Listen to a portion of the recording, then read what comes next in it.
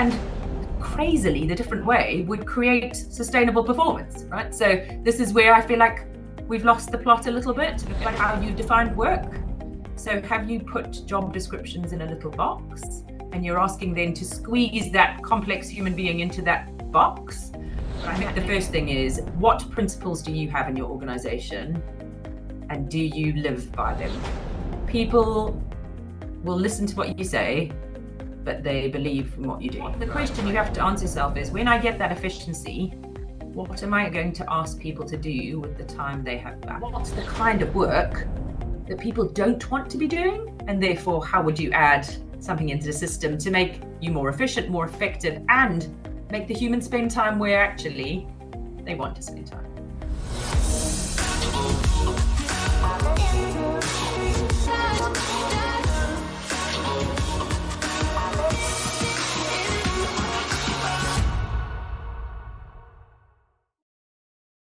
Welcome again to the Leading Boldly podcast. I'm Matt Clutterham. And I'm Jenny Jarvis. There are two things causing quite a lot of anxiety in the workplace right now, both for employees and leadership teams. And they're both connected with people and technology. Yeah, that's right. We're talking about AI and talent acquisition. So today we are thrilled to bring you someone that's really leading the way in thought in both of these areas. Sam Schlimper is the Managing Director and Principal Consultant for Randstad Talent Advisory and has more than 20 years of experience in the talent arena. Most recently, as the Head of Talent Acquisition at Barclays, she's driven large change programs from design to integration and alignment, delivering commercial and experiential objectives. Sam has a passion for innovation, transformation, and differentiation, and bringing people together, process and technology for improved performance. Sam's work is characterized by the coupling of people and AI to create simplified, engaging experience. And above all, her goal is to help people find more joy at work. And don't we all want that? So let's dive into Sam's insights on talent management, leadership, and the future of work. Sam, welcome to the Leading Boldly podcast. Thank you. Really nice to have that introduction, but good to be here. It's great to have you here, Sam. And I want to add my own little spin on that, where I got a phone call saying, Jenny, you need to get this lady on your podcast. She's awesome. And you'd done a talk where Matt's dad had been present and he knew that we were doing this podcast and we were looking for female leaders. And he just was absolutely adamant we had to contact you to get you on here. So you really already made an impression. So thank you for saying yes to my request.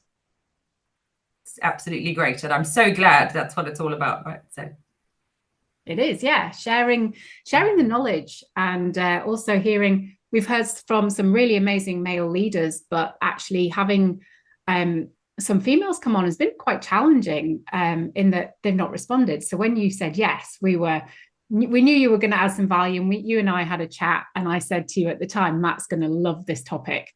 And as soon as I showed him the slides, he was really excited about it. So let's get in and start the questions. Yeah. So, Sam, we've heard the bio, but who's the person behind the bio? Tell us a bit about yourself. Sure. We often have this conversation at work, actually attached with who are human beings and how do we show up at work, but also we're not just showing up at work, right? We're human beings in our totality. So actually my character at work is Alice in Wonderland, which will tell you quite a lot about me. And so I'm described as a curious adventurer. And I guess that's what my team know me as, what my family know me as, and probably what my friends know me as, which is where you kind of look at what's the red thread that sits throughout your life, and that's true. I was born in the UK, but moved to Zimbabwe, came back to the UK, have lived in South Africa for a large portion of my life, and then returned to the UK at the beginning of 2016. And so have had many homes, been to many schools, had many different jobs. And I guess that's part of who I am, is I like the variety, I like the change, I like the adventure. But most of all, I like to push the boundaries in a positive way for human beings, is what I feel like I can be annoying. So it's some of my organizations, I can be annoying by going, how do we get better at this? How do we push this boundary? Why shouldn't we be doing this? And hopefully I can drive the agenda forward. So that's probably in a nutshell what I would say I'm about. I am married. I have a wonderful husband who is the most supportive person in the world. And I have 2 children who are now pretty much grown up, but still children. Amazing. And a dog and a cat. My dog Winston plays a big part in my life. Yeah. And my cat. Yeah, Winston came in and made an appearance the last time, so we made it what were you like as a child? Were you interested in humans back then? Were you a leader? Like, what were you like in the playground? And absolutely, I think I've always been interested in humans. That's a constant. I'm interested. I'm just fascinated by humans because it's not something you can solve, right? They're not. They are just so complicated, complex in such a beautiful way, and that's always been the. Ooh, how do I know more about that? Why are people doing that? What makes them do this? Why do people ask these questions? Why do people not ask those questions? And so I think that's always been around, and yeah, always been part of my existence. Yeah, I think we're quite similar in that way. I think back to when I was 7 and I was kind of delving into what's going on there, and everybody was always came to me asking the questions of what was going on in their life. Yeah, and I think lots of people have different relationships. I have really strong relationships from every place I've been, and that obviously talks to, I just find humans wonderful things, and they bring so much to me for different purposes, and hopefully I return some of that to them too. When did the blend of humans and technology come together for you? Has that always been there since the start of technology, or is that quite new? I'm not sure that technology was in my mind as a child, although it was obviously always there. But I think it's one of those things that has always been, how does it help human beings? And that's my view. So what does technology do? It can do such amazing things. It can have a really dark side, as we know. But I often find the embracing of, and again, if I come back to that curious adventurer, how does it help us move and progress forward, has always been a fascination of mine. So, and we've seen that throughout history, right? And so that's deep in the partnership between humans and technology. And so I see those things as being a partnership, and that's my perspective on the world. Yeah. There's a lot of talk on the media about how difficult it is to be a woman in a leadership position. I've never really felt that for myself with regards to being female. What are your thoughts on it? So it's funny you said that. And I was actually talking to my family about this the other day. So I, at a very personal level, haven't really either. I say that, and then I look back and think, is that just because I ignore it and just kind of, and my personality is just crack on? I've never had anyone really be awful to me, or I haven't felt kind of, like I've been put in a box. Again, I then say that and think, is that just because your perspective is on certain things? What I have felt, and I do know that this is very true for other females, and when I talk to other female leaders or just females in the workplace generally, there is a definite thread. So sometimes I don't think it's bad intent, Jenny. So I've never had bad intent, is what I think. I think others have experienced bad intent. Yeah. But there is something built into whatever our societal kind of perspective and background is. So, for example, I will sometimes feel like my male colleagues may need to rescue me, or my other female colleagues, when we really don't need to be rescued. Thank you very much, as an example. And I had that recently, I was away with my team, and we had that example come up with someone saying, well, I think what she's saying, it's like, no, I don't need any mansplaining, and I don't need, that person doesn't need to be rescued. And actually you could see sort of the bristling start. So I don't think there's bad intent. I've never felt personally that my career has been stifled, but again, I think that I have certainly seen around me women do that. And actually I was at the Future Talent Summit in Stockholm a couple of weeks ago. And there's a woman called Vivian Ming who speaks there, who is just incredible. If you don't know Vivian, I would encourage you all to. Incredibly mad scientist, neuroscientist, does some amazing things in the world, and had done some research and I'm going to do a very bad job of explaining it, but it said actually when the research came about, we're looking at sort of women in work, and they spend less hours at work than men. And I was like, I can't believe this. This is horrifying. And actually it was like, well, actually it's because when a lot of females look upwards, there's not a lot of examples, and therefore what they choose to do is not necessarily expend all their energy at work. They choose to expend it across different parts of their life. So whilst men may choose more at work, women choose to spread that differently. So it wasn't about the work, it was about where they put their energy based on what they see as an outcome being. And that's, I don't think, a conscious thing, that's a subconscious. And therefore, I think those are the things, Jenny, that I think we don't always see. And so, yeah, I would describe it in that way. I agree. Yeah, I guess men have quite a long history of generational pre-programming as to how you show up at work as a leader, which is fascinating. Do you think technology, because a lot of your work is very data driven, you're doing a lot of research, you've got a lot of numbers. Are you seeing technology is helping with readdressing balance in the workplace? Not just in terms of gender, but across the sort of discrimination bands? Yeah, I think it has the possibility to, but what I don't see, and let's take generative AI because it is the sort of topic at the moment, even though it's in the hands of everyone, it's actually not, Matt.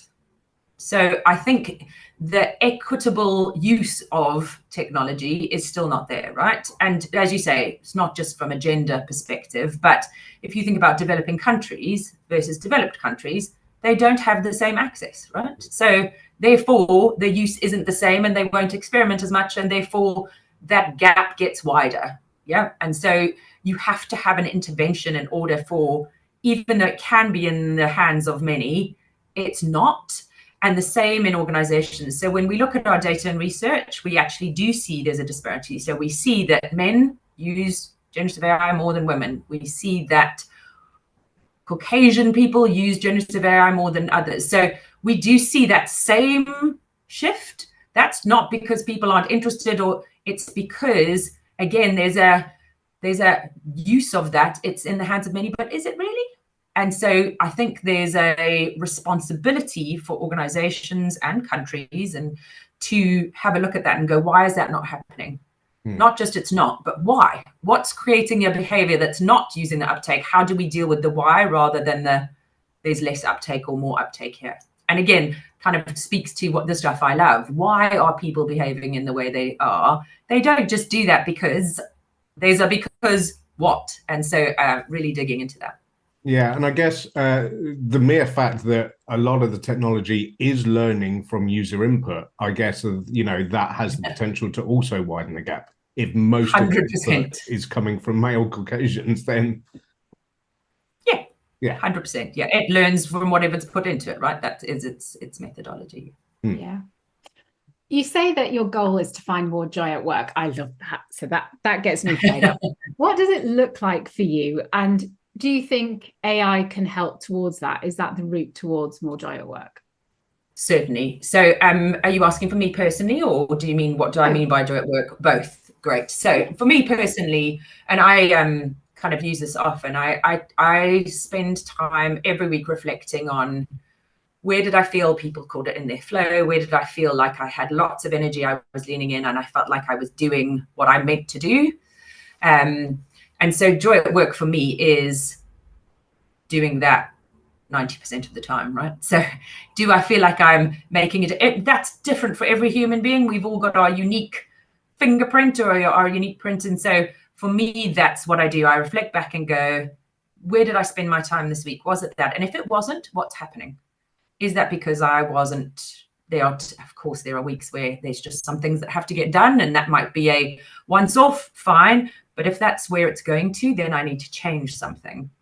And that's important. For more broadly, I want that for every single person. I think work can be, I don't think it's designed this way, and that's part of the work I do, but work can be an amazing place for people to really kind of have their inherent selves shown and all of the potential that they have and all of their skills shown in a way of how they actually make impact. And that can be on outcomes of a job, it can be in a broader organizational sense, it can be for them personally. And I don't see why that shouldn't be the case, and why we've created a system that doesn't create that, and that needs to be unwound in my mind. There's a very different way, and crazily the different way would create sustainable performance, right? So this is where I feel like we've lost the plot a little bit, but it's a hard thing to unwind a system that's been in place for a long time. And so taking small chunks with organizations is where I spend and my team spend our time, because you're not going to unwind an entire organizational setup or the construct, but doing that in small chunks and then moving it out is absolutely doable. What would be your first steps, do you think, to that? Yes. So I think, yeah, the first thing, and for me, there's two sides of the coin here. The first step in that is finding a place in your organization where you think this is going to have a really positive impact. And that's often related to what's in your growth strategy, where you think, gosh, if I got that right there, that's going to be incredible. And you have to find a leader who's willing to do something different in this. Those two things need to be true. The first step is then saying, what is your lens on how you look at your talent? Yeah. So do you look at them as a set of, experiences and CVs and qualifications, which still happens in many? Are you looking at them from a skills perspective, which is where we see this massive change? But humans aren't either of those things, right? And so our difference is, we were talking about, do you really know who that person is inherently at their core? No matter where you put them, what job, what situation, they're going to show up that like that, because it's who they are in their very being. Then what have they acquired through learning? What skills have they acquired? How do they do that? And then what motivates them? So like we were talking about, what is the thing that makes them go, gosh, I'm in my flow most of the time here? And how are they aspiring? If you take those 4 lenses on people, and it's actually, it is as simple as, and often the data that organizations have can actually get them there with a few extra pieces. If you look at humans from that lens, you then start to see, gosh, what do I have in my organization and where could I utilize them? So that's the first part. The second part, you then have to look at how you've defined work. So have you put job descriptions in a little box, and you're asking them to squeeze that complex human being into that box? And that never works. And that's what we do all the time. We do the same in schools. We do the same in many of our systems. So it's actually reframing that box, really looking at work and outcomes. We spoke about what can be automated, what can generative AI do, and what is left for humans to do, aligned with technology on their own. And then are you redirecting those humans to that work in that way? And you can really make a fundamental difference to both the individual and the organization and the collection of those two if you just go with that approach. Yeah, it's interesting. One of the things my clients come to me most with is, I don't know who I am. And they get to their sort of 40s, 50s, kids are growing up or grown up, left, and they're in this job and they go, I don't know who I am.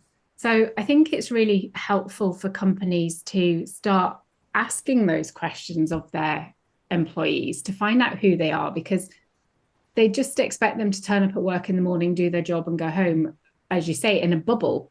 It's like a bubble box. And then they spend the rest of their time at home going, I don't know who I am.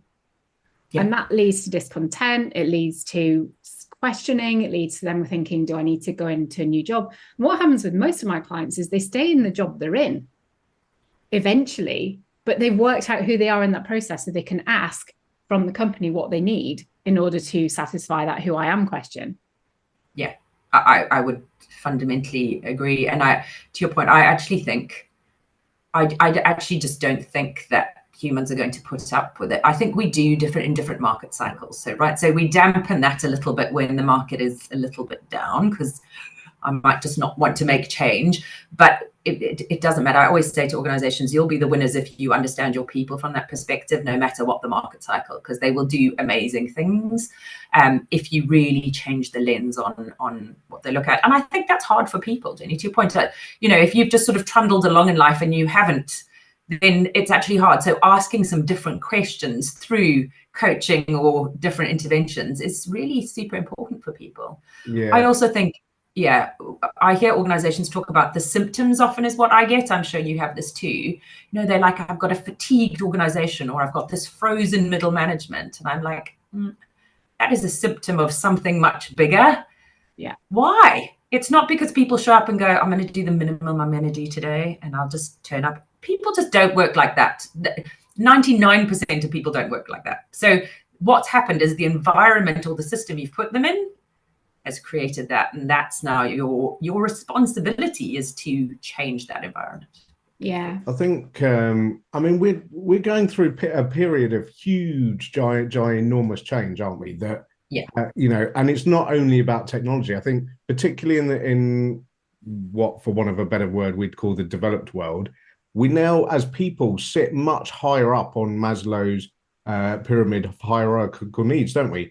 We're not so much now about survival. We're looking for something more, and I think in general we're looking at the workplace to fulfill those needs. Are you seeing that? 100%. And again, like you say, the world is a broad place, right? So I come from South African roots, and that they have a massive percentage of unemployment. And so I think that context is slightly different. I was talking to a CHRO the other day, though, when we were talking about developing countries, and actually the workplace can become a place of respite and a real haven, right? Because life is hard outside. So therefore, you can actually play a wonderful role in this. Here, you can be you, and you can contribute, and you get a salary to pay your family, to pay your bills and feed your family. So it can play that. And then to your point, in those countries where that's not necessarily the same context, you are looking for meaning, purpose, belonging, all of those things. And it can absolutely be that. So I think it can cover the entire spectrum of where anybody is on that hierarchy. That could be because of a particular location that you're in, or a particular environment in, or just where you are personally. And I agree, Matt. I think that's super. We were. It's interesting talking about the different countries. Actually, I was. Our main focus here at Q Branch is that we deal a lot with brand, both the brand, how it exists externally, but also internally, and how it shapes the culture internally. And I was part of a sort of global mastermind a few weeks ago where we were investigating internal branding to completely rethink culture from the ground up.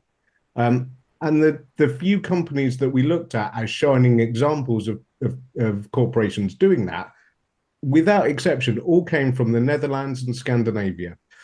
Are you seeing that they're really leading the way, or you know, are there other countries? I mean, brand, I'm going to tell you that brand and how it's linked to culture, and how you then show your value proposition and what's your social contract with the people who work for you is certainly a lot of work that we do. And my colleague, Francesca Campolani, is the specialist in that. In fact, I should connect you with her, because I think you'd have a fantastic conversation.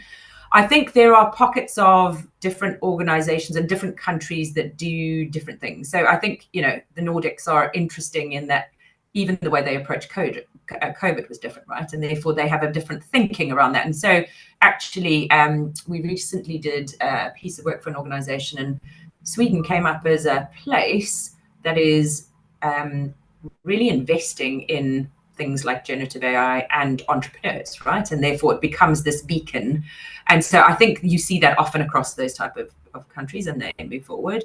I'm going to say from a generative AI perspective, you know, you've got a European flavor of how do we safely do things. That's often the sort of flavor of my conversation. And I have a US view, which is like, actually, they've created all these LLMs, right? And how do we move forward and experiment? Not that they're not being safe at all, but the flavors are slightly different. Again, when I speak to European clients, and I'm really generalizing here, but the flavor is more environment, climate, that comes up at the top. It's not that it doesn't come up with the rest of the world, but it's not necessarily at the top of the list anymore. And so I think it is interesting to see where different regions lean into different conversations. Well, lots of people are really worried about AI. They're worried about it stealing their jobs, and you hear sound bites about that all the time. But what could help workers or managers and business owners to tackle those kind of feelings over the next few years? Yeah. And I think this is super important. I spend quite a lot of time, and again, I go to many conferences where this is part of the conversation. And when I'm doing work with organizations, I have a working group actually of CHROs and CIOs, and we have this conversation on a regular basis. So we are trying to create a framework to make sure this is a positive outcome for both people and organizations. But I think the first thing is, what principles do you have in your organization? And do you live by them? People will listen to what you say, but they believe in what you do, right? Like, and that's just that's how humans work. So you could talk and talk and talk. We have it in many aspects of our life, but actually, what do you do at the end of it? That's what they know is going to happen. So I think there needs to be, first of all, a set of guiding principles in your organization about how you are going to approach AI and people and work. And then whatever you've chosen, communicate it clearly and stick to it. I give you an example. So we were, and this is this amazing working group that I have of people who are seriously leaning in. We always say, get the people who are doing the job involved in thinking about how they want to reimagine that work, right? So not just the manager or the leader of that business, because they don't actually know. But of course, their voice should be heard, but actually you need all of those voices to come together. Often when you put AI or automation over work, there will be a level of efficiency. That's part of why you're doing it, right? So whatever percentage that is, what the question you have to answer yourself is, when I get that efficiency, what am I going to ask people to do with the time they have back? Or am I going to make the workforce smaller? Am I going to reskill those people into other pockets of my organization? If I am going to reskill them, how the hell am I going to do that if I don't understand them from the lens we were talking about before? And so we've seen lots of lessons learned where organizations have maybe not done this right. But I would say the key principle is, you need your people to trust that they are going to be taken care of, not in a parental way, but I'm working with you here. There are lots of organizations who go, I've got a scarcity of talent, I need more talent. But they look at it from a very scarcity lens rather than an abundance lens. And so you're going to release people. Great. Maybe they were working at 120% capacity and now they can actually just have a life. Wonderful. And they will then sustain performance over time. Maybe they were working at 90% and now at 70, therefore they've got a 20%, because I think you should always have some slack in the system. But let's say they've got 20%. What would you like them to do with that time? Would you like them to go and do something interesting elsewhere in your organization? So I do think really important, what are your principles? What's the trust that you're building? And how are you then executing on that? That for me would be the number one, that I would speak to organizations about. They're amazing questions for people to ask. And I do think, having that alignment of, if you start off saying, oh, we're bringing all this AI in, but nobody's going to lose their jobs. And then all of a sudden people start losing their jobs. Everybody loses trust immediately. 100%. And then people won't do it. So I always say, it doesn't matter what you do then. People will not do it because they know what you say is one thing and what you do is another. It completely erodes trust. And I think one of the issues we have in organizations is generally there's a lack of trust, right? So therefore, this is one of the ways you can actually build trust back with your people. It can be an incredibly powerful way to do that. Yeah, absolutely. And that sort of alignment throughout, the everyday operations is so important. We've been into several companies recently where, the writing on the wall, the literal printing of slogans and things on the wall and the brochures in reception of policies are incredible. And then you interview the team and they don't believe a word of it.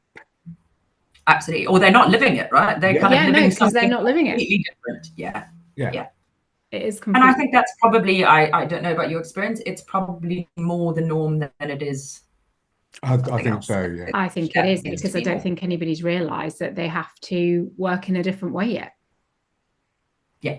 I think it's just occurring to people that, oh, maybe I should do what I've said. And I don't think it occurred to people before. I think So today it's one of the biggest days in for the UK. It's our general election, and the lack of trust of our so-called leaders is palpable. You know, nobody trusts any leaders, and yet we're expected to go and put a cross in the box, which makes it very difficult to not be apathetic. Yeah. Well, and to your point, I think the same happens in organizations, right? I have a leader that I want to believe in. I want to be attached to the mission and vision of this organization. That's often why people join, as you will know, given the work you do. It's yes, I want to do this job, but more importantly, do I align with what this organization's purpose actually is and when that then becomes a disconnect, two things happen. People leave, which is probably the best thing, or worse, they stay and just do the very bare minimum, which is when I get, my people are this frozen middle. They don't want to do, everyone's apathetic. No one's doing their job. Probably because you have this massive disconnect between what they thought you were going to be doing and what they are. And therefore, let's sort that out. And they won't be that way. Yeah. And people stay because they generally hate change.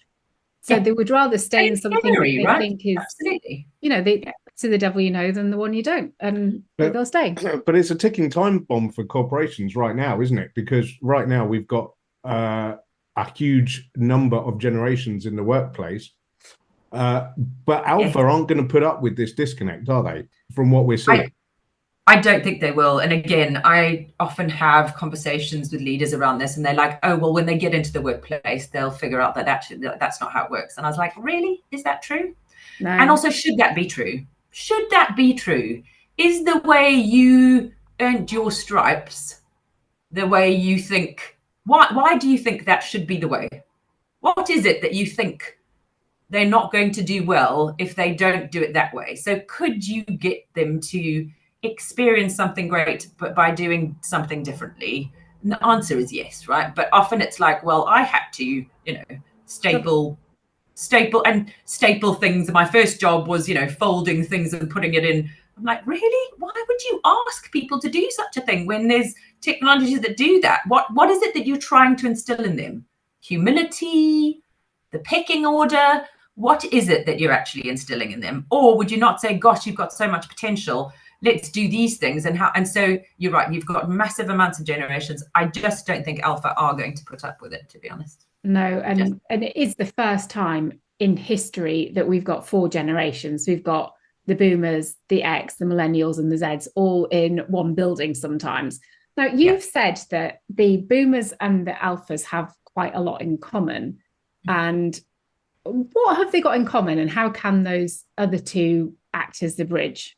As the bridge, yeah. So I think the reason I say that, and actually I did in a LinkedIn post and someone challenged me, and I'm that's fantastic, because I love it when someone comes in and goes, I just don't agree with that. It's brilliant. That's what it should be.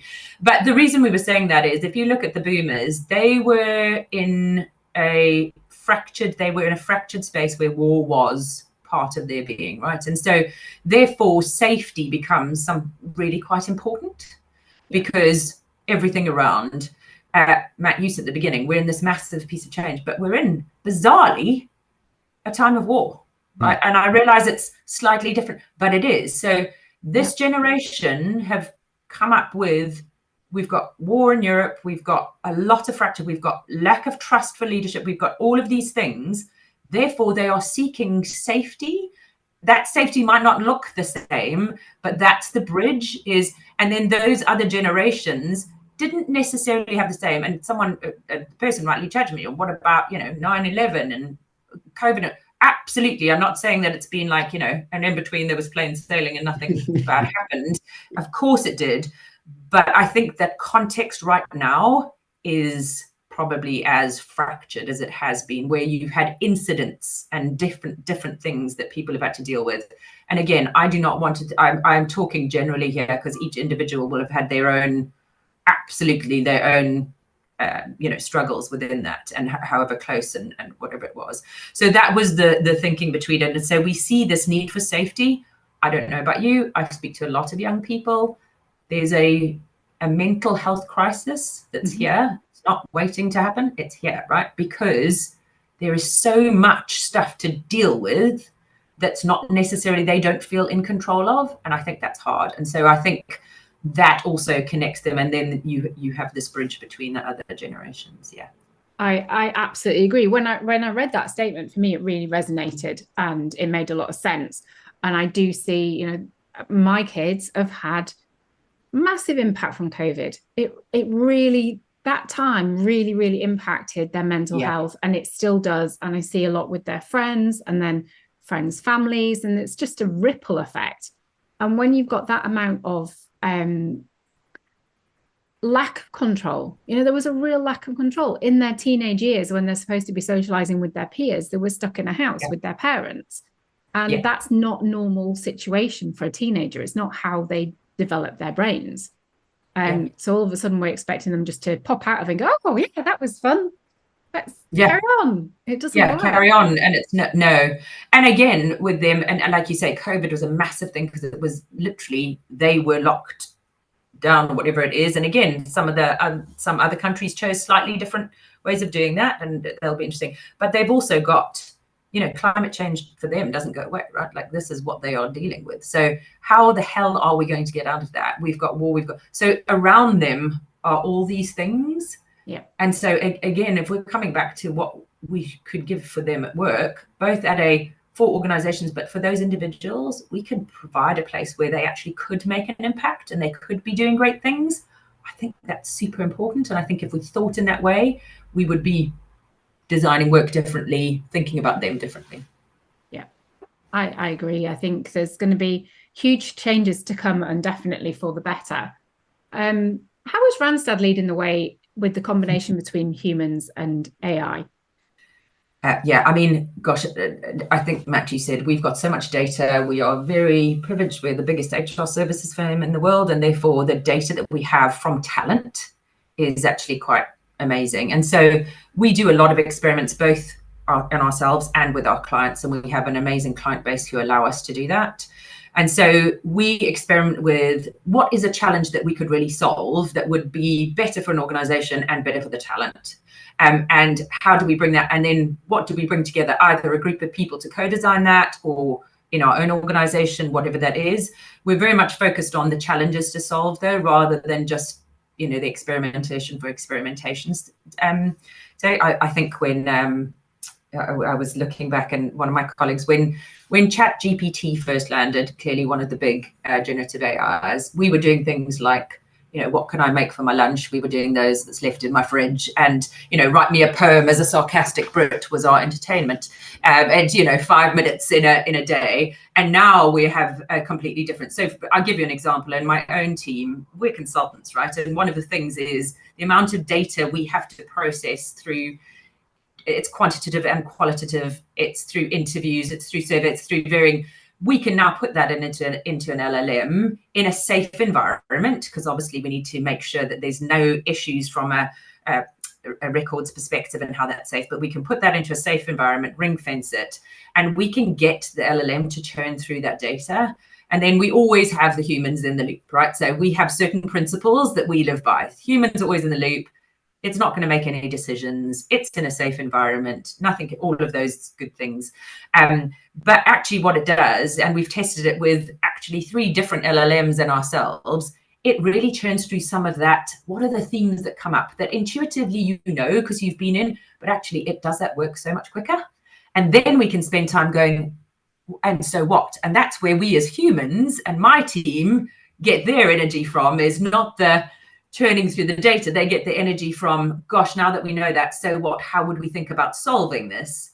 And so I give you that just an example of the way we're kind of thinking about things. It's all the way that from how do we get, you know, people writing job descriptions, which again, you know, people, that's not necessarily where they want to spend their time. It's kind of, it used to take you 15 to 18 minutes. It now can take 2 minutes based on the fact that we can put an LLM. So and that's the thing. What's the kind of work that people don't want to be doing? And therefore, how would you add something into the system to make you more efficient, more effective, and make the humans spend time where actually they want to spend time? Yeah, I really love that. Like, yeah, what are the sort of boring things that are draining our talent pool of time that could be redirected into actually where they make a huge difference? And for me, as I would consider myself a creative and creative thinker. And for me, creativity needs space and it needs time. So that is a key thing I think that corporations need to look at with the AI is actually don't reduce your workforce. What you're doing is giving your workforce more space to be actually creative, which is where our power really lies.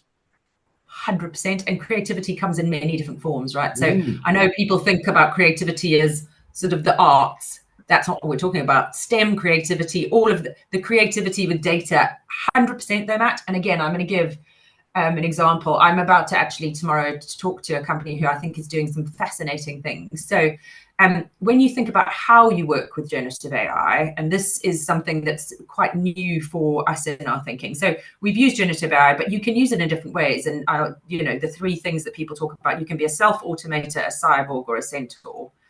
What I don't think we've dug into, and I think this will be the next phase, is why do people choose to partner with generative AI in that way? So what is it about them or what they've got on in their day? Or is it the kind of work that lends itself? And we haven't done that research yet. So as I say, I'm having a conversation with a wonderful organization called Altruistic AI tomorrow. They've done some work. They did some of it. It's publicly out there. So they did some work with BCG on their consultants and saying their lowest performing consultants got the biggest uplift. Their highest performing got a little bit of uplift when they gave them generative AI. That was sort of the outcome. What they've now done is given a task and gone, those people who are used GAIs with self-automation versus cyborg versus centaur, what's the output of that work? Where is it more accurate, more persuasive? And so I think this is going to be fascinating. It's the next evolution of, do I show up as a self-automator because, gosh, my to-do list is so bloody long, and this is a thing that I've got to add on to the end, and it's not really of interest, therefore I'll let the AI do its thing. Well, there are consequences to that, right? So how do we think about, again, going back to understanding that inherent, where would people be interested and want to lean in? Are they then thinking about how they partner with generative AI in a way that's meaningful? And what do we know about that? I think that's going to be, we're on day zero, right? Like, what does day 1,000 look like? No one knows, but I think this is what's starting to emerge. Do you think it's fair to say that AI and generative AI will not replace the role of humans in the workplace? I think it's fair. And again, everyone has a different view here. So I'm going to give you my view. And based on many conversations I've had with CHROs, CHROs, and general leaders in AI, either face-to-face or through conferences attended, I think the general sense is humans always have a role. And Matt, I think people generally lead towards human creativity is a unique thing. So if you think about everything that the generative AI learns is by what we've put into it, right? At some point, it may learn and it may become its own thing and start to be creative on its own. But the human creativity that needs time and space, and is actually generally where most of us have fun, and I use creativity that's the thing. So actually, if you think about work and we take away some of the stuff we may not want to do, we can do that. The other part of that, which I think is interesting, is we're talking about sort of the intellectual piece. What AI and generative AI is not good at is washing the dishes, right? And I know there's been lots of, it's not good at the physicality. Mm-hmm. So actually what we could also end up with is humans doing physical work, and you've got robotics and all of those things, but they haven't got it to the point it will grow. But you might have this sort of creativity and physical, which seems to be, if we stayed on the route we are today, where we go. I'm sure that will change, but those are two routes where we see actually. And some people love the physical work, right? It's therapeutic. And again, it's for some people, that's exactly where they want to be doing. So understanding yourself, what makes you happy, becomes even more important in how you do that. Yeah, no, that's fascinating. And I think I completely agree. I think that is right. I was really fascinated in your data to see that it looks like you guys are suggesting that generative AI is set to become more empathic than humans. Now that's something that's going to make quite a few people wince. Yeah. So can you talk us through that? And yeah, and that's not even, that is from studies from different parts. It's not even just our own data, but that's studies that many people have done across the globe. And so, you know, there are certain studies where, for example, and I don't know if you've ever done a role play with generative AI, right? But if you set yourselves up, so if you do it, you just need to set up the prompt to say, this is now a role play. I'm playing the role of, and you're playing the role of. So, when it's kind of, because often people think, oh, I don't want to talk to an automator. I want to talk to a human. Actually, when we've done those experiments and done it well, they actually come back and they don't know the difference between the two. They come back and say the generative AI is actually far more empathetic. And if you think about that in reality, it's how it's built, right? It's built to go, what's the next best thing I should say here? Therefore, that feels more empathetic. So that's why it's so, when you actually think about it, it's not that difficult, but it does feel weird. It feels really weird. So again, it comes back to, and so that's what's happening. So it's empathy in that way, is I need someone just to listen and understand. Humans are generally not great at listening. I'm going to generalize there. There are some who are fantastic, but it's not, we want to say things and we want to talk about things. Generative AI has no need. It's like, I can just listen and then play back what I've heard, right? Yeah, I guess the technology has no sort of emotional bias from where it's coming from. It's got no lived experience. Yeah. So but it knows the technical things that it needs to do to be empathetic without 100%. Emotional bias. And without its own need. Yes. It has none of its own need in this conversation other than just to be empathetic, and therefore it does a great job. Yeah. So yeah, it's not trying to get you out of the door in 7 minutes because that's the appointment that you've got at the doctor's. So 100%. It's like, it's right, not jog on. Yeah, it's not at a call center going, my God, I've got to make this call as quick and efficient as possible in order to hit my numbers, right? It's not doing any of that. It's just going, right, talk to me. And so, yeah, wonderful. But, you know, again, I if you listen to different people talking about, is it AI and should it be artificial or now alien intelligence? Have we created a new species? The author of Sapiens will talk about that as to, if you think about the citizens in the world and how much this AI could kind of move forward, you may actually end up with more artificial citizens than you do human. And then what happens? Well, it was quite shocking reading your report on the 19-year-old AI influencer who lives yes, exactly. in LA. Yeah. It was hilarious because it said living in LA. I was like, living? It's AI. And it's got 2.6 million followers. Yeah, amazing. And most of us, again, I'm gonna put us in an age category here.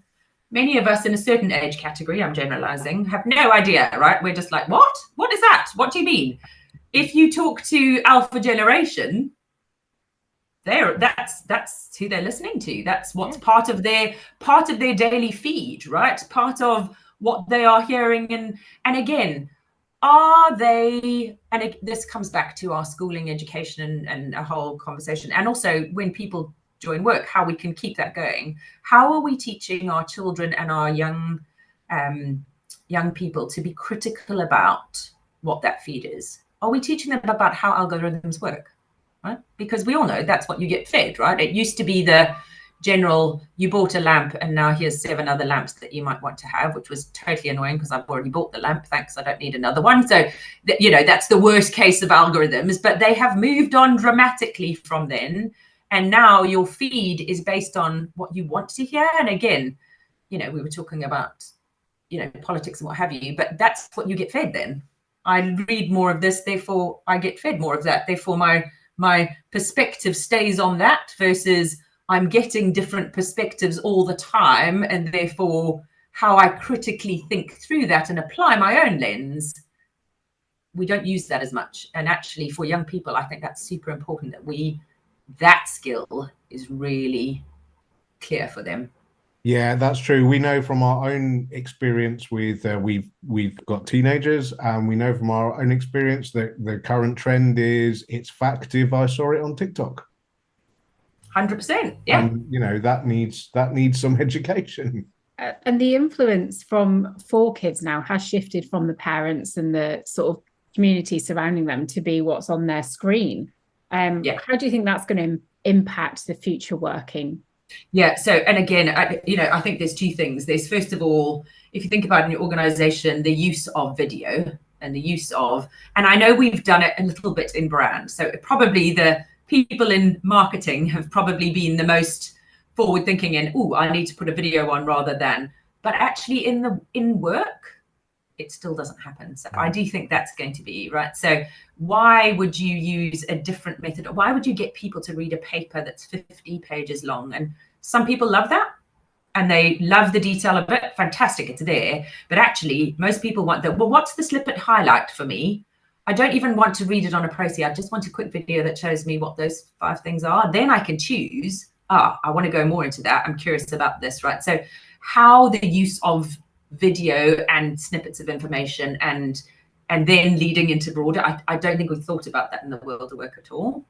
I don't think it's not deeply embedded in people. And we've got things, like you'll pop up, whether you've got Slack or whether you've got Teams or whether you've got Google, whatever it is, they pop up, but we're still not utilizing that. So I think that's important. And then, I specifically talk about the CHRO. I think leadership more generally. The role of a leader may need to look more like a social influencer, right? Yeah. And again, I take this from a lady by the name of Rita, who's at the University of Columbia, who was speaking about this. For effective change, you probably need 25% of whatever population to buy into the change. And then that's when social influencers then move it. Before then, don't apply social influence because you haven't got enough momentum in the system. But our organization's thinking through that in terms of work. So if we want change to happen and we believe that actually 25% of our population are on board, therefore, wow, that's really, and then how do leadership become social influencers rather than dictator influences through a hierarchy? That's really fascinating. That's really fascinating because a lot of businesses now have bought into the social influencing for outward communication. Yeah.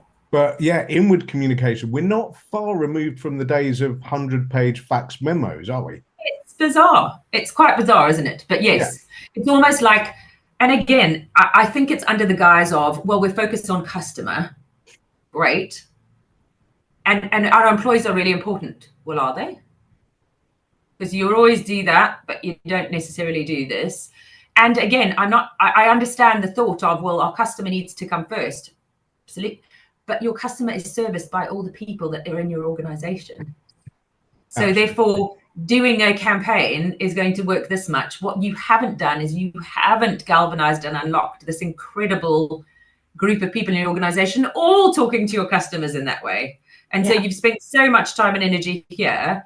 I feel the same. And again, I may offend some HR professionals here and just say, I'm in HR, so I love the profession, so please don't know. I feel the same about the model of high potential.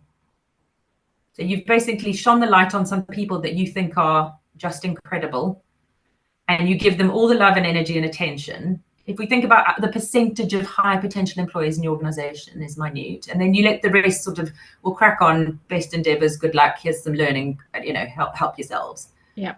Wow. Why would you do that? Mm-hmm. There is no way those few game changers, and you see it often, I've hired a game changer, and then the game changer's like, gosh, I can't survive here. I'm off to the next game changing place, or the machine eats them alive, right? So focus your energy on your people and understanding them and galvanizing the whole, including people who are high potential, and you will have a completely different outcome. So that's why it's, for me, high potential versus human potential, both true, but don't miss the human potential piece. And a lot of that is based again on statistics. So we get an email, it drives me nuts. Every year we get an email from school telling us the couple of kids that have got all grade 9s. And I'm sat there going, well, my friend's daughter got all grades 8 and 9s and 1 6 because it wasn't a great subject for them. But she doesn't get listed because there's all these amazing grades, but there isn't, there's like 10 of them. So then all the other kids are going, well, what about me? Well, clearly I'm not, and clearly I'm not the chosen few. And they've got different potentials and different abilities. Absolutely. And they're just not very good at reading information, retaining it in their brain and regurgitating onto an exam paper. It is just Agreed. mad how we measure those things. Yeah, it is mad. We do quite a lot of work at Randstad with dyslexia, but I personally have a very strong interest in neurodiversity because I have a neurodiverse family, and not just from a neurodiverse perspective, but from an all and inclusivity perspective, to your point. I also think the systems are set up for that. So again, exams. There are some people who like writing exams and are really great at regurgitating information. Yep. Amazing. Then they tend to do well. And I don't mean that they don't understand and they don't do all the other things. I'm not saying it could be an and, but most people are not great in that environment and yet understand the content and can do something with it. So I feel like actually a lot of those people are not good at living in the real world once they leave. I've got clients that have said to me, I was so great at school. I got high marks for everything and I thought I was set, and I left school and I literally went, what is this? I've got to human now? Like they've actually said that to me. I've got to be a person. Like I don't understand this functioning. And like yourself, my family's autistic, ADHD, neurodiverse, and the exam period is horrendous. Oh, it's awful. And but if you ask them, tell me about this content, where they are set, but get them to sit down for 45 minutes and never. Not going to happen. Exactly. It's so infuriating. I also feel a lot in the workplace that those people who are seen as high potential are also the loudest communicators. Whereas I find, particularly when we're workshopping with a leadership team, for instance, I quite often want to hear from the quietest person in the room because they're often the most creative problem solvers. Yeah.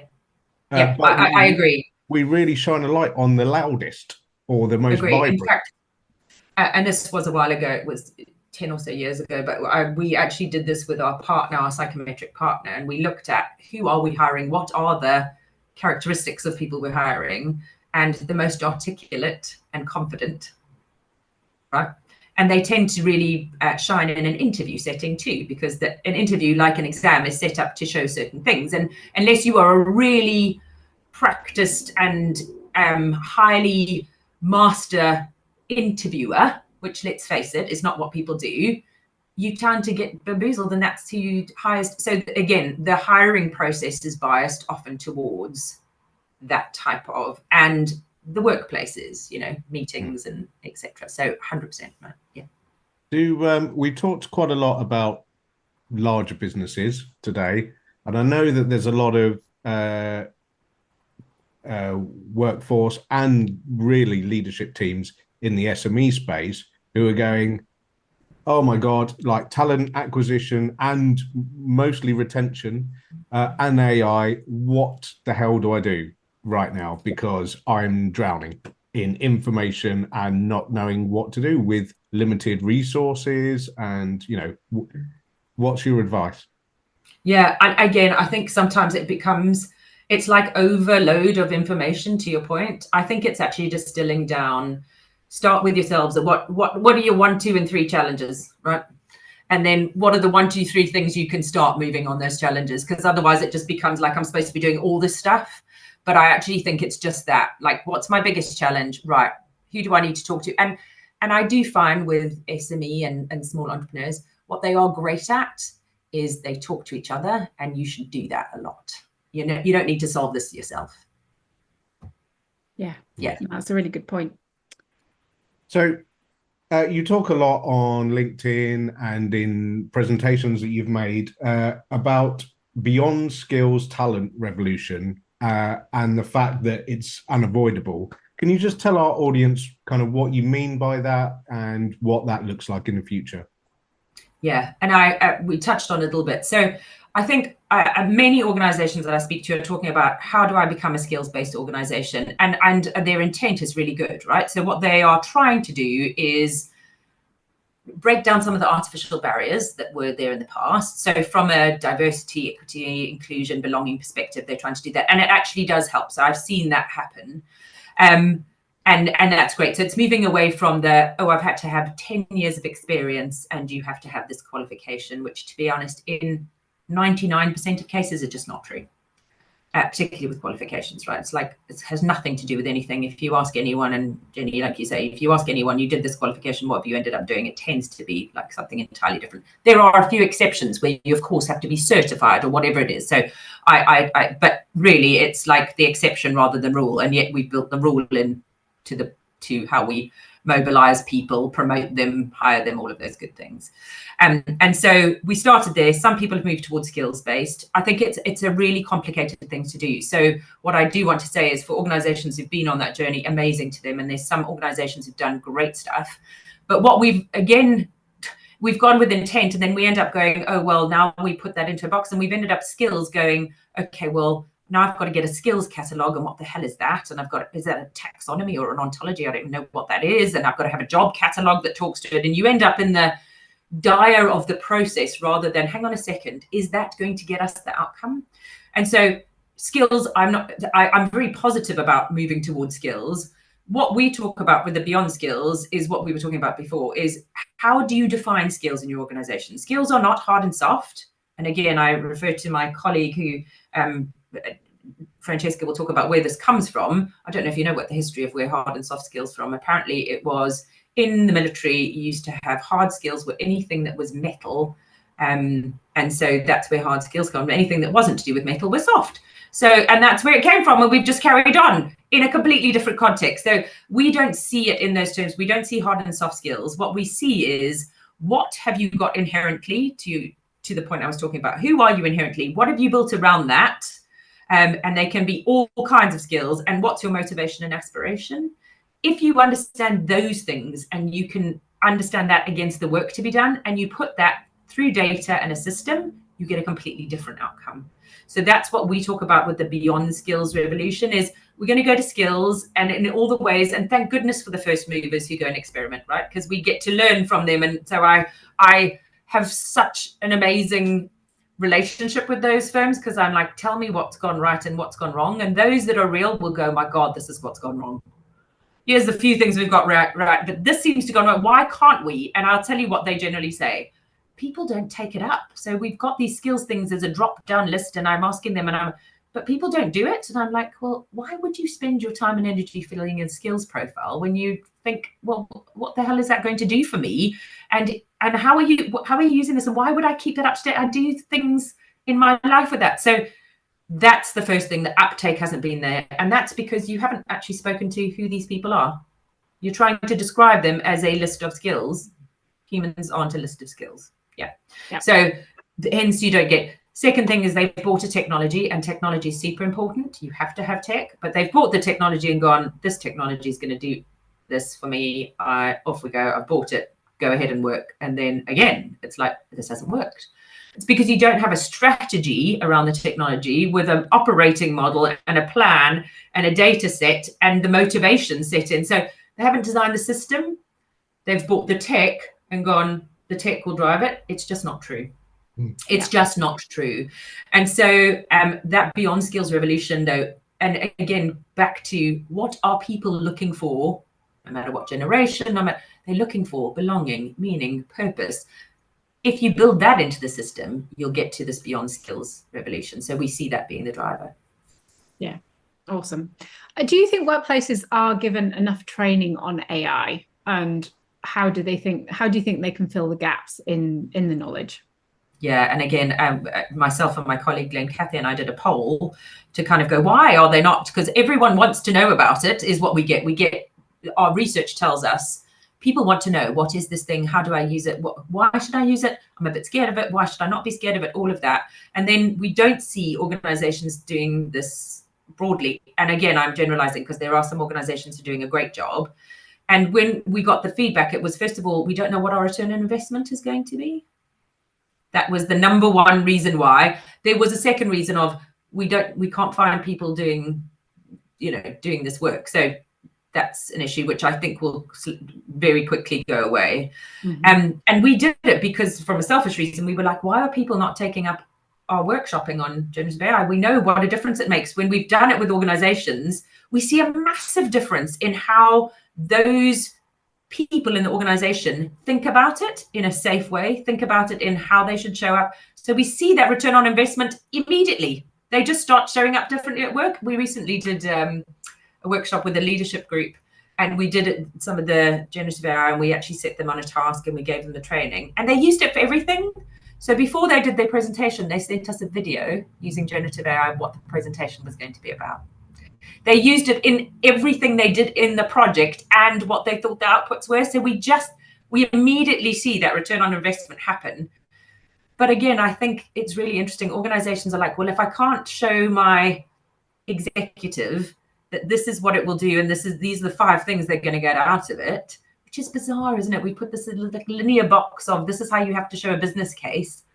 They tend to not do it. So on us view of how we show them that, but actually we see that massively change when we do put things in the hands of people. So that seems to be the general feedback. And a lot of people want return on investment to be figures based and financially based, and they don't think actually it could be human based, and therefore the return on investment is going to be much longer term. It's another area where our thinking in business is lagging behind severely our current reality. If you look at any of the businesses on the S&P 500 currently, their highest value, 90% of their market value is in intangible assets. And so if the market is judging you on 90% intangible assets, why are people in the business so fixed on the ROI numbers of tangible benefit? Yeah, and I do think, and again, there's a complex system here, right? And there's many hypotheses that part of the work we do is we go and find out the answer to those kind of questions in organizations. So why have you kept that structure? What is it that you're holding on to with that structure? What's your fear of loss? Because, we're humans. Everybody has a fear of loss with change. So who's going to feel like they're a loser? What would you be losing? What could you be gaining? And that process of going through that and highlighting it is super important with organizations. But the measures, everyone, again, if you're in consulting, someone will go, well, how am I going to measure success? Show me the number at the end of it, right? And I'm like, some things are easier to do. Some things are, hang on a second, this, and it's going to come, and actually time back equals. But it's frustrating sometimes. I overheard a conversation the other day where it said that companies are throwing out CVs coming in that are AI generated or have used AI. What are your thoughts on that? That's so fascinating. So, and again, bizarrely, about a week ago, I was having a conversation with a global head of talent acquisition about this. So I'm saying to organizations, again, it comes back to your principles. So if you are saying that AI and generative AI is part of work and what you want to do with work, why would you think that people applying for your jobs shouldn't use the tool? But what organizations are generally not prepared for is if they are using the tool, first of all, there's an equity piece that we spoke about. So do you give the tool to everyone? So that's my question to them. Do you tell them, go and use this tool so that you're all on the same playing field? Or are you just letting some who have access use it more? And then what about the people who don't have access? Then you are discriminating against them in reality, right? So I'm saying, what's your view? What are you going out there with? If you're saying you can't use it, but you should use it when you get here, what are you saying? Right? If you're saying you can use it, if you think about the downstream implications for that. So let's say we all use the AI and we all link it to the job. So that's what it does, right? It takes the job description, it takes what you've done, and it makes that match better. That's what it does. It kind of goes, well, it can't do that. It can't work miracles, but it kind of goes, I'm going to work this to be more the wording that's here. And if you use algorithms, then that kind of puts those two together, and then that's what floats to the top. So you're going to make everything more vanilla, and everyone more. Therefore, how are you then going to separate who's best for this job And back to my point, and who's this job best for? Because we tend to ask who's best for this job, not who's this job best for. And, you know, when people are looking for a job, it ends up being the prize that you're trying to acquire. You sort of stop asking yourself the difficult questions throughout, right? Unless you're one of those very lucky people that's got 5 opportunities on their desk at any one time, but that's not the reality for most. So they tend to go, I'm going to make myself as appealing here. That's what they tend to do. It's bizarre, right? Actually, what we try and do, rather than I'm going to be who I am. And if that's the right role, then, and that's the right work, then amazing. So I think the way we think about AI and the use of it needs to evolve. But I think at the moment, I'm advising people, what are you telling, first of all, from an equitable perspective, and why would you tell them not to use it? If you, just because you're not prepared, get prepared. Get yourself organized.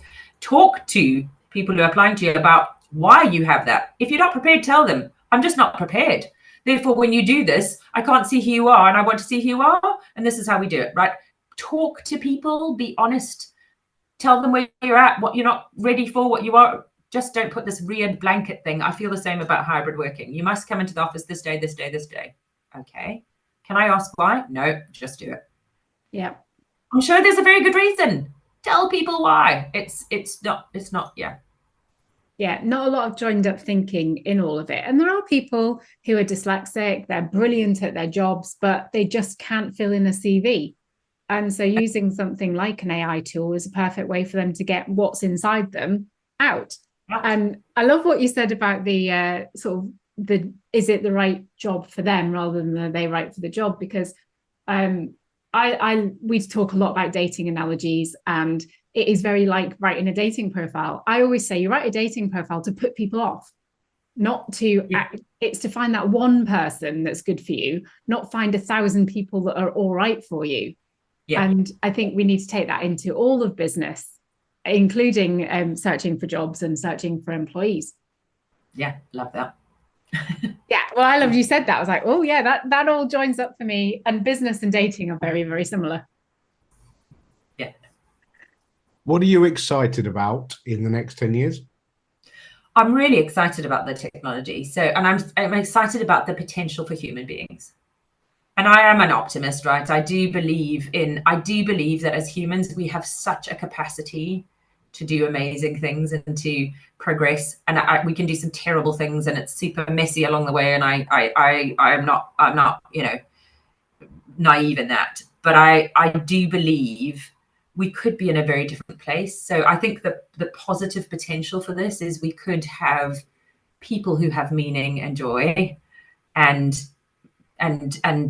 technology that works with us in that way, right? And so it could really be the catalyst to changing how we think about work and what work is for us and why we work that way. It could 100% be that. Yeah, I agree. What to you makes a great leader? Sorry, ask me the question again. What to you makes a great leader? What to me makes a great leader? I think, you know, and these are going to sound cliche, but the first thing is authenticity. Be who you are. The second thing is it's not about you. It is about the collective. And that probably for me is the biggest thing. There is no one person who makes things amazing. It just doesn't, the world doesn't work that way. So if you really understand that and you behave in that way with humility and all of those good things, then I think that for me makes a great leader. Yeah. Knowing how you galvanize people around you. Yeah. Yeah. If you don't consider yourself a leader, and maybe you're more of a follower, and it's okay to do that too, but you find yourself following leaders who are maybe not very purposeful or in alignment. You get leaders in the workplace, don't you, that lead people to the bottom. They moan and they grump and they complain, and everybody follows them in moaning and grumping and complaining, and then the morale goes down and down and down. So if you find yourself following one of those sorts of leaders, what do you think they can do for themselves to acknowledge it and get out of it? Yeah, and I do think, and we spoke about this, I think the starting is self-reflection. I'm not sure that we are taught that, right? No. So I think yeah, I do think there's a piece of, I don't know, I say to my team all the time, there's a couple of things that you should build into your work. First of all, for me, work is learning. So when you tell me that learning, I don't have time for learning, I'm kind of like, well, then what are you doing? So work is learning, and you should be learning all the time. And if you haven't built that into the way, you know, there's some things that you might not feel you're learning, but you are, and think about how you build that in. It is how you make yourself better. At recuperation, right, in terms of actually having time to have downtime and have that space to think and space to do those things, I think that's super important. Yeah. Again, I speak to a lot of people who say, oh, everybody in our industry is really, and because I'm really positive, they don't like it. And I just say, just keep going. Because if you slip into the negative, then that's one person we've lost again. So keep with the positive. Agree. And, you know, we started on self-reflection. I think self-reflection is to what is it that's important for you and what gives you that joy. I use the word joy because I feel like that's it's not just a dopamine hit. It's like a consistent thing. But have that self-reflection and think about that, and think about what is it and is it an environment? Is it somebody who's super loud? Is it, and therefore, what do you need to do? How do you, as you say, keep your positivity, remove yourself, think about conversations you're having differently in different environments where you can influence. There are always ways to make that happen. Yeah. Is there a question that we haven't asked you that you really want our audience to understand the answer to? It's a great question. So I don't think so. I guess for me, this at an individual and then collective level is, and I think for human beings, this is interesting, right? What is it that you feel you get your most joy from, and be really, really selfish about knowing that? Because whether you show up in any environment, and I happen to do most of my work in a work environment, but that's the thing that people want from you. Yeah. And so that would be, that's the thing that makes the difference. Know that, spend time understanding it, speak to people, figure it out. It's the most important thing. Where can people find you to connect with you? So you can mail me directly. If you go onto the Randstad Enterprise website, you can see the Talent Advisory is on there, so they can find me. They can mail me at my samantha.schlimper@randstad.com. No, randstad.co.za, apologies. So they can get hold of me there. They can join me on my LinkedIn profile. It's under Samantha Schlimper. There's only very few Schlimpers in the world, so that's a positive thing for me. So if you look at my surname, is probably the best starting point. If you start with my surname, you will find a way to find me. But so that's probably the best. We'll add all that into the show notes as well if people want to connect with you. Yeah, all the links are down there, guys. So, Matt's favourite bit of the show now. Yeah, so I get to do be the closest that I'll ever get to being a presenter on Radio 4, and I'm going to ask you some Desert Island Disc questions now. Nice. Can you give us one book, one piece of music, and one tool or process that really made a difference to your journey that you'd like to share to help someone else on theirs? It's like the killer questions, right? Yeah. I'm going to say to you, I refuse to give you one piece of music, but I'll give you some and I'll tell you why. So books, there are so many incredible books out there, and I tend to do audio these days because I find that I can consume that just at a faster rate. But if I was going to pick one that sort of stayed with me, because sometimes you get some other point in time, but stayed with me, there's a book called The Art of Possibility by Benjamin and Rosamund Zander. I don't know if you know that book. No. I mean, Benjamin runs an orchestra. Rosamund is a psychologist in business. So the connection, but the reason why is it talks to the very things we've been speaking about. Probably if I think about its main themes, the first is there is inherent potential in other people, and they show you how to do that. So it's also very practical on here's how they actually make that happen. So I love that. It's not just the theory and the concept. There's and you just spoke on it, Janet. Leading is for everyone, even if you think you're a follower, and they talk about it by leading by any chair. So whatever chair you're sitting in, doesn't matter. So I love that. They talk about humor and humility. Again, we've spoken about it. They also give some frameworks for possibility. So how do you create innovation, ideas, creativity? And given what we said about how important that's going to be with technology, I think that's important. And there are many other themes, but lastly, I think they talk about bigger purpose in that. And so that really stays with me because the themes are really speak to me strongly and the work I do. Amazing. There'll be a link to that in the show notes as well. Great. Our music, I definitely can't do it. I just can't do it. I'll tell you what, my husband's a musician, right? So it is deeply ingrained in our beings. We have music for well-being in our home. It arrives in all shapes and forms. Can be with me dancing in the dark with a glass of wine in the kitchen with no one around. It can be with all of my husband's friends who are musicians, literally playing every instrument at any gathering. It can be wherever it is. My eldest coming down and tinkling on the piano by ear in the morning while making breakfast. But I have a strong vocal prowess. For me, it's just an amazing thing. There's so many, but that combined with people and human beings who have strong values and change the world. George Michael's Praying for Time.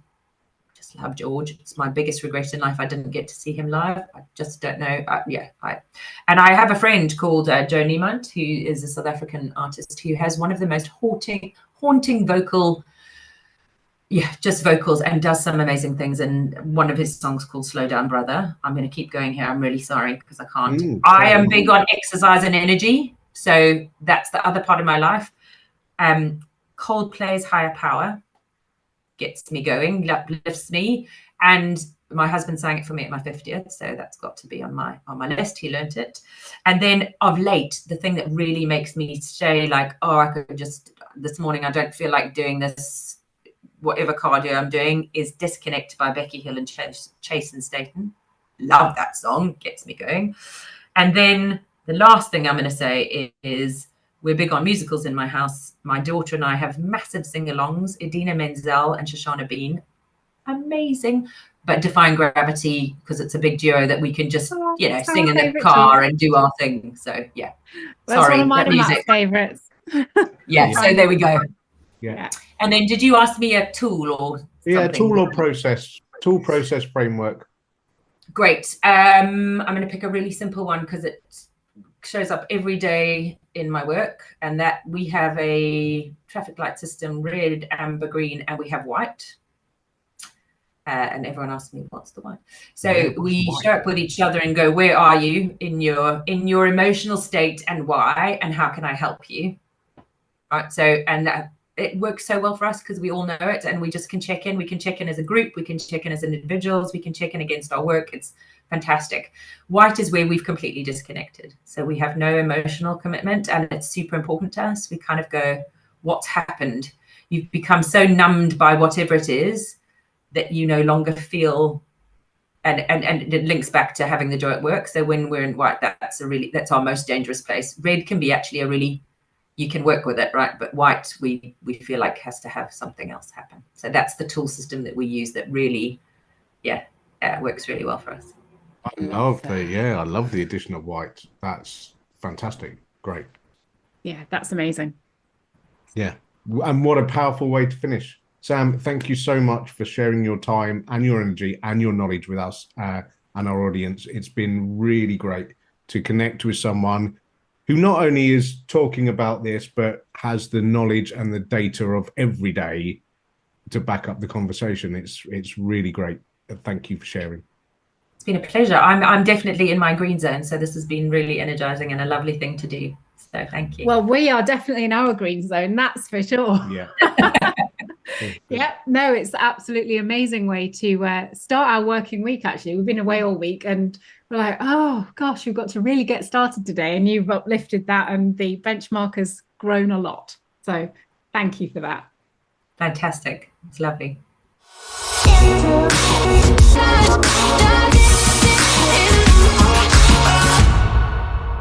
Quick one before you go. If you want to grab a free PDF download copy of my new book, Being Bold, How to Use Brand and Human Transformation to Skyrocket Your Growth, just drop into the show notes where I'll put a link to your free copy.